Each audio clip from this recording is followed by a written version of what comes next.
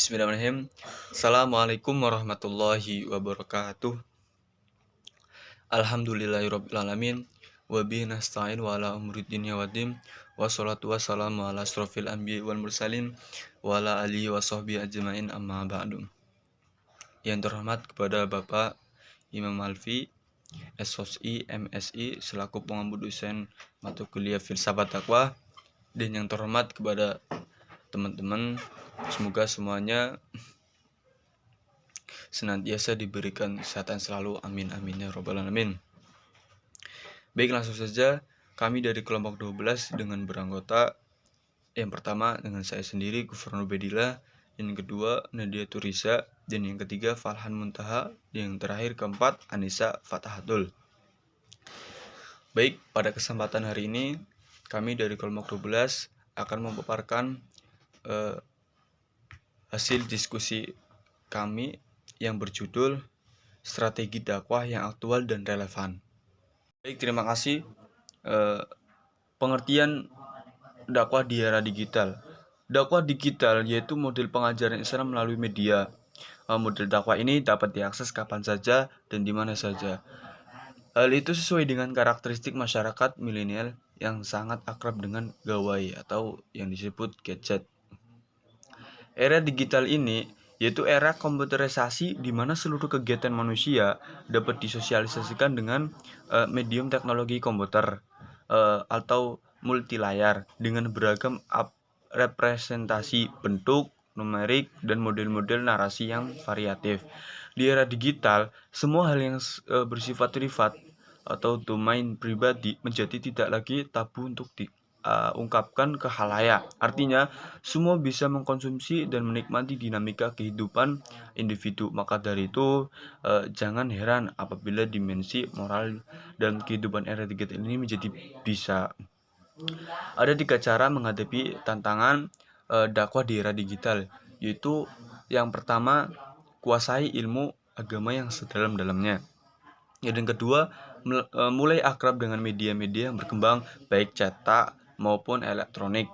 Dan yang ketiga, yaitu selalu mengcounter dan menjaga ajaran agama dari paham-paham yang menyesatkan.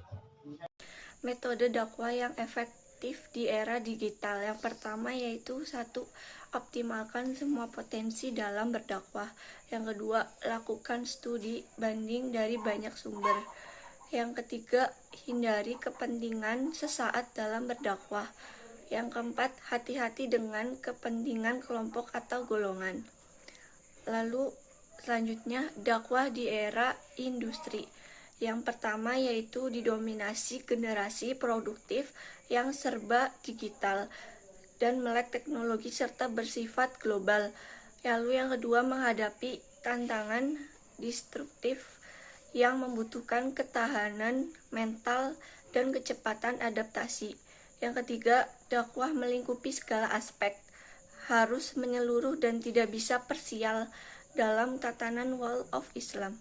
Yang keempat, diam bingkai teknis, bisa memiliki peran dan fungsi spesifik dan spesialis, tetapi harus dibingkai persatuan Islam dan ukhuwah Islamiyah. Terjadi di era revolusi tersebut. Jika pada era revolusi industri yang sekarang sedang dijalani, yakni revolusi industri 4, di mana di era ini mau tidak mau masyarakat umum harus peka terhadap sebuah teknologi. Meskipun banyak di antara halayak umum yang masih buta akan digitalitas. Lalu yang menjadi pertanyaan kita bersama bahwa bagaimana agama Islam mampu untuk mempererat hubungan masyarakat dalam memasuki era digitalitas yang disampaikan melalui dakwah. Ternyata sudah terbukti bahwa media massa sebagai salah satu media penyampaian dakwah. Melalui aplikasi-aplikasi di media sosial saat ini, dakwah mampu memberikan sebuah pesan yang dapat diterima oleh semua kalangan, bahkan semua usia. Lalu selanjutnya, mengembangkan strategi dakwah. Pengertian strategi dakwah. Kata strategi pada mulanya sangat akrab di kalangan militer. Secara etimologi berasal dari bahasa Yunani, yaitu strategos. Adapun strategos dapat diterjemahkan sebagai komandan militer. Pada zaman demokrasi Athena, strategi dipakai dalam militer sejak zaman kejayaan Yunani Romawi sampai masa industrialisasi. Kemudian, kata strategi meluas ke berbagai aspek kegiatan masyarakat, termasuk dalam bidang komunikasi dan dakwah. Hal tersebut sangat penting karena dakwah bertujuan melakukan perubahan terencana dalam masyarakat yang berlangsung lebih dari 1000 tahun lamanya. Strategi dakwah adalah merupakan suatu metode, siasat, taktik yang dipergunakan dalam aktivitas atau kegiatan dakwah, yang perannya sangat menentukan dalam proses pencapaian tujuan dakwah. Seiring dengan berkembangnya zaman, globalisasi sebagai fenomena terbuka luasnya ruang dan waktu, bukan hanya sebuah keniscayaan yang tidak dapat ditampik, melainkan juga menguntungkan bagi interaksi peradaban seluruh umat manusia. Baik, selanjutnya ada pengembangan dakwah melalui media internet. Internet kepanjangan dari International Connection Networking. International berarti global atau seluruh dunia, connection berarti hubungan komunikasi, dan networking berarti jaringan. Dengan demikian, internet adalah suatu sistem jaringan komunikasi atau berjuta komputer yang terhubung di seluruh dunia. Jadi internet merupakan jaringan komputer yang menghubungkan pemakai komputer dengan komputer lainnya dapat berhubungan dengan komputer dari suatu negara ke negara di seluruh dunia.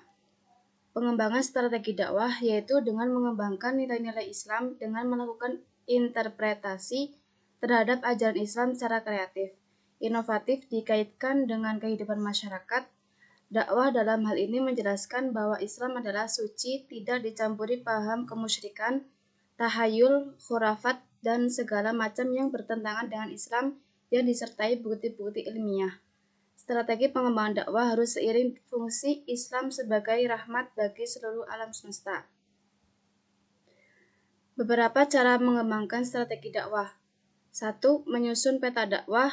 2. Meningkatkan kualitas dan kualitas mubalighat.